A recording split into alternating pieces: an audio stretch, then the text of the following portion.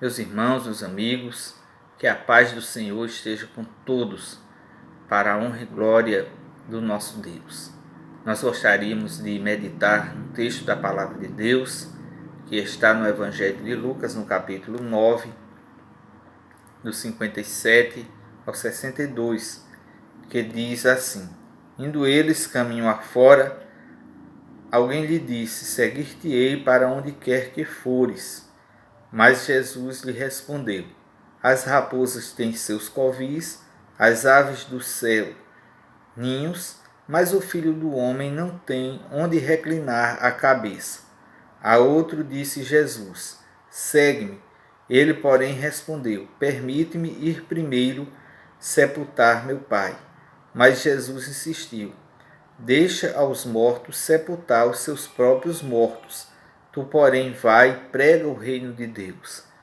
Outro lhe disse: Seguir-te-ei, Senhor, mas deixa-me primeiro despedir-me dos de casa. Mas Jesus lhe respondeu: Ninguém que, tendo posto a mão no arado, olha para trás, é apto para o reino de Deus. Meus irmãos, meus amigos, tudo nesta vida tem seu preço, e ser um discípulo de Cristo não é algo diferente. Ao longo da história, muitas pessoas acompanharam Jesus. Alguns o seguiram de longe, outros por curiosidade, outros por interesses materiais. Poucas pessoas quiseram compromisso com Cristo. Nem todos o acompanharam, nem todos os que o acompanharam eram de fato verdadeiros discípulos. Então muitos até tentaram, mas quando se depararam com a realidade desistiram, porque não estavam dispostos a pagar o preço. Então, ser cristão é muito mais do que simplesmente ter uma religião. É um estilo de vida, é um processo de constante identificação com Jesus. No texto que lemos, vemos Jesus pondo à prova os que queriam segui-lo. E ele deixa bem claro que o discipulado cristão não é uma aventura, mas um compromisso sério que envolve renúncia e dedicação total.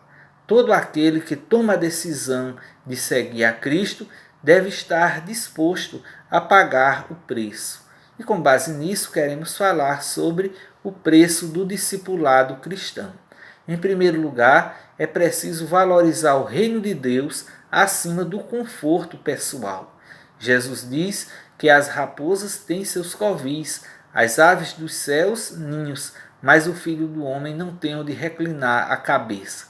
E por que Jesus disse isso? Porque algumas pessoas seguiram a Jesus com segundas intenções, interessadas em riqueza, status e poder. E Jesus não enganou ninguém acerca dos valores do reino de Deus. Não fez promessas mirabolantes de riqueza, conforto e proeminência neste mundo. Ele mesmo teve um estilo de vida simples, andava a pé, o barco e o jumento que ele utilizou eram emprestados.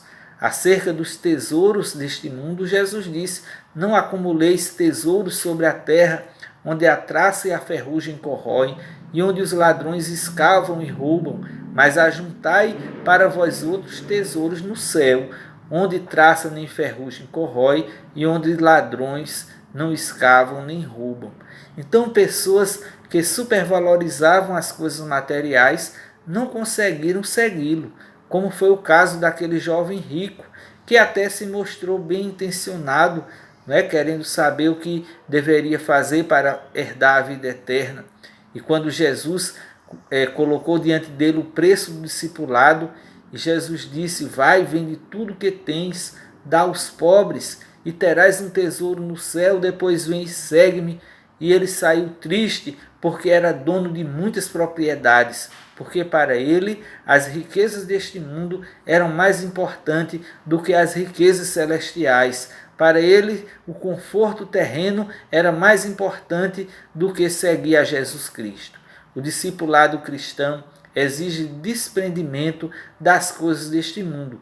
E nós podemos ver isso na parábola do tesouro escondido, quando Jesus diz que o reino dos céus é semelhante a um tesouro oculto no campo, o qual certo homem, tendo achado, escondeu, e transbordante de alegria, vende tudo o que tem e compra aquele campo.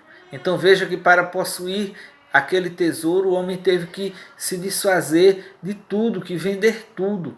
Então, somente pessoas que se desprenderam das coisas deste mundo conseguiram seguir a Jesus. E um exemplo disso foi Mateus, também chamado Levi. Pois diz a Bíblia, passadas estas coisas, saindo, viu um publicano chamado Levi, assentado na coletoria, e disse-lhe: segue-me.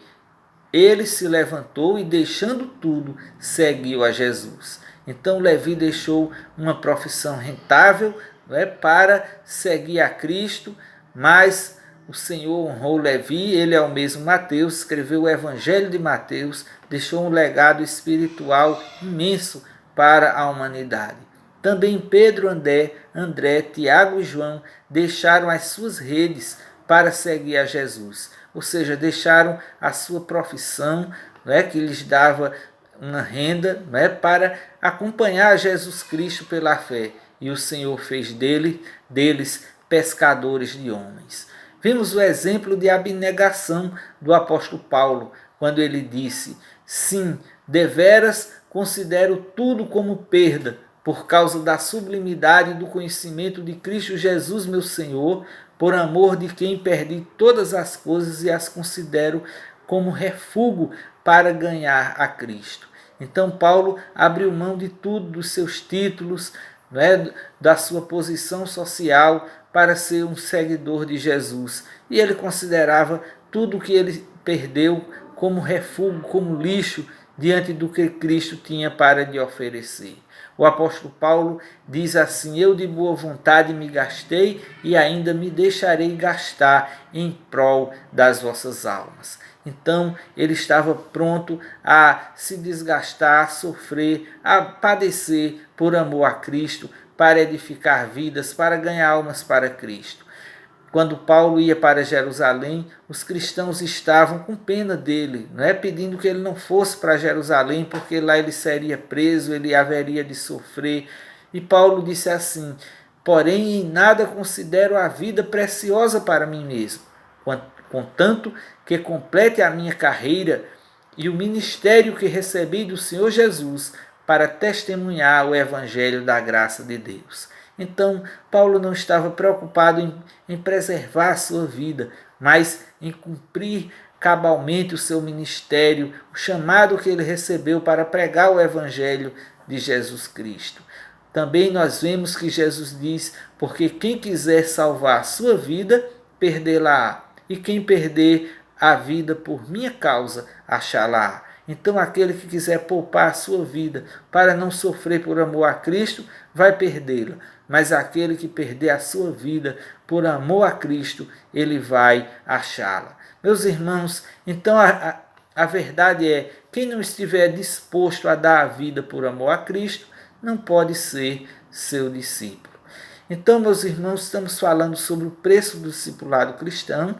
Em primeiro lugar, é preciso valorizar o reino de Deus acima do conforto pessoal, mas também, em segundo lugar, é preciso priorizar Jesus acima de qualquer pessoa.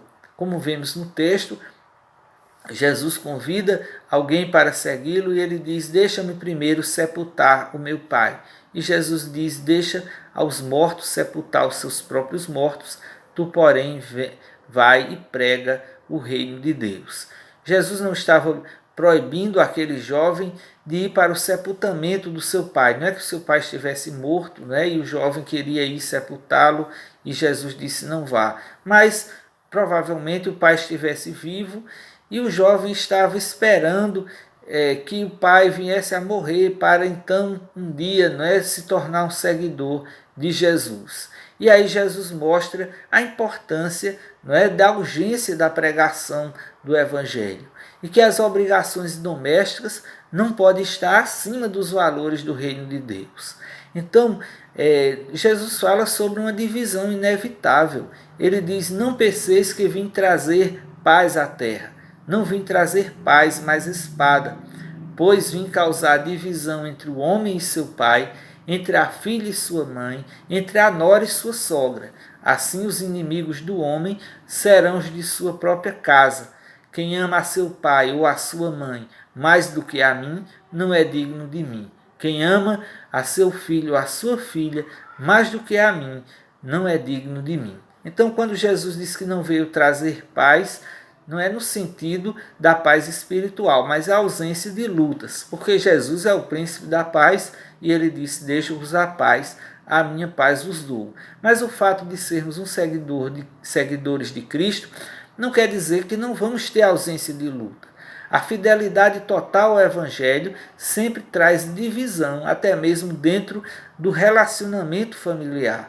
Jesus não veio destruir a unidade familiar, pelo contrário, Jesus veio para unir mais a família, mas por causa da incredulidade de muitos, o Evangelho acaba trazendo divisão, muitas vezes dentro da família. E se alguém amar mais os membros da sua família do que a Jesus, fica desqualificado para ser seu discípulo. Nossa fidelidade a Cristo deve ser maior do que a que devemos ter a qualquer outra pessoa. Jesus não está aconselhando a desprezar a família, mas que nem mesmo o amor de um membro da família deve nos impedir de segui-lo. Não é necessário abandonar os parentes para seguir a Jesus, mas se estes forem um empecilho, deve-se dar preferência a Cristo.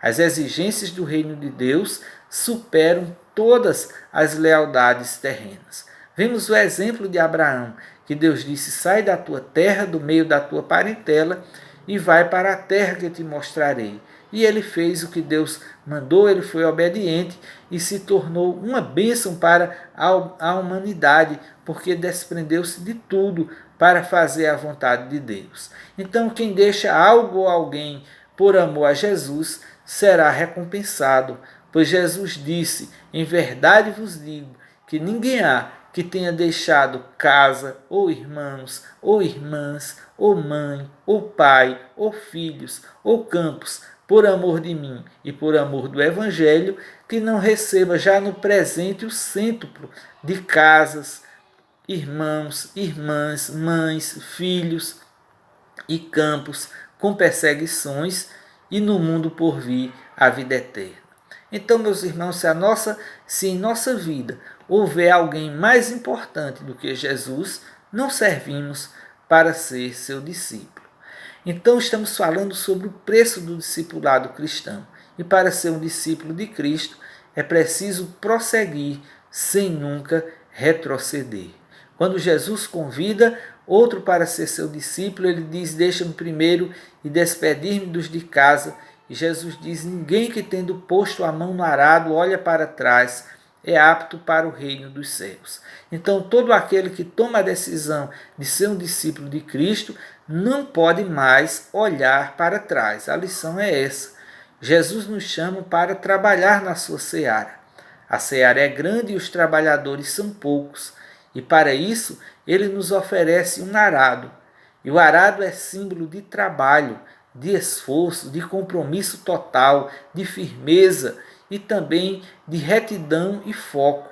É símbolo de trabalho, porque Jesus disse: trabalhai não pela comida que perece, mas para que subsiste para a vida eterna, a qual o Filho do Homem vos dará, porque Deus o Pai o confirmou com seu selo. Nós devemos trabalhar para obter o pão de cada dia, porém, muito mais ainda, devemos trabalhar em prol do reino de Deus, em prol da obra do Senhor, para levar a palavra de Deus para os perdidos. O arado é símbolo de esforço. E Jesus diz: desde os dias de João Batista até agora, o reino de Deus é tomado por esforço, e os que se esforçam se apoderam dele. Isto fala da responsabilidade humana. Então Deus é soberano, mas o homem é responsável e deve fazer a sua parte, se esforçar para dar o melhor de si na obra do Senhor. Pois Jesus disse: esforçai-vos por entrar pela porta estreita, pois eu vos digo que muitos procurarão entrar e não poderão. O arado é símbolo do compromisso total. É preciso pegar no arado, meus irmãos, com as duas mãos. pois Jesus disse: ninguém pode servir a dois senhores, porque ou há de aborrecer-se de um e amar o outro, ou se devotará a um e desprezará o outro. Não podeis servir a Deus e às riquezas. Então, quem pega no arado tem que pegar com as duas mãos. Nós não podemos estar servindo a Deus e servindo ao mundo. O arado é símbolo de firmeza. Não se pode pegar no arado com as mãos frouxas, senão ele vai cair. Então a palavra de Deus diz: portanto, meus amados irmãos, sede firmes, inabaláveis e sempre abundantes na obra do Senhor, sabendo que no Senhor o vosso trabalho não é vão. O arado é símbolo de retidão. É preciso aprumar o arado em linha reta. A Bíblia diz assim, no Salmo 101, versículo 6, o Senhor Deus diz: os meus olhos procurarão os fiéis da terra, para que habitem comigo. O que anda em reto caminho, esse me servirá. Então, se quisermos trabalhar na obra do Senhor, temos que ter retidão de caráter, senão não servimos para Ele.